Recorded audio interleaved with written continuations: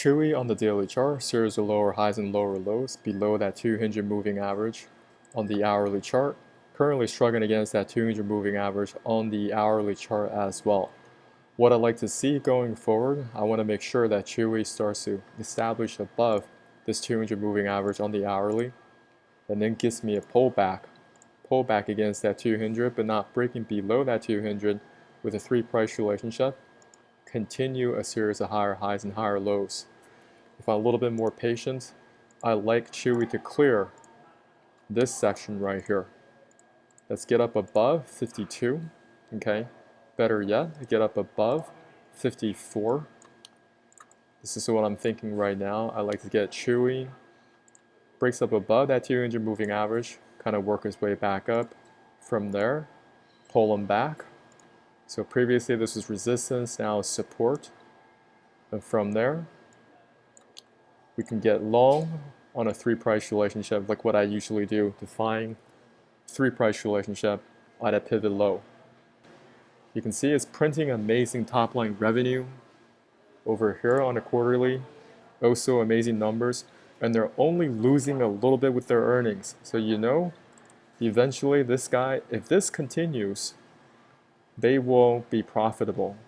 In addition, if you check on their website, this is what's going to really bring that cash in. If they get more of these guys to auto ship, more of their customers, I mean that they can have predictable revenue, monthly recurring revenue, all that good stuff. This industry is huge. I don't think it's going anywhere. So right now, if they continue to move really nicely with the top line revenue, cleaning up their bottom line, reducing their operating expense, all that good stuff, then you can see higher values. But for me, as a trader, I'm just looking to see if we can get some strength back above these moving averages with a series of higher highs and higher lows. So I'm not going to be picking these bottoms. A lot of people like to do that. I'm not one of those guys.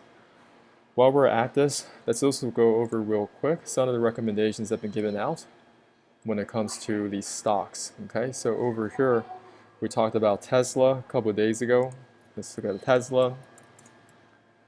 Tesla, it is nicely got that pop to the upside. So if you're in it, manage your trade. Next, we have Hilton. What do we have here? Had a nice 3 price relationship, pop, pop, pop to the upside. So if you're in this chart, continue to manage your trade. Expedia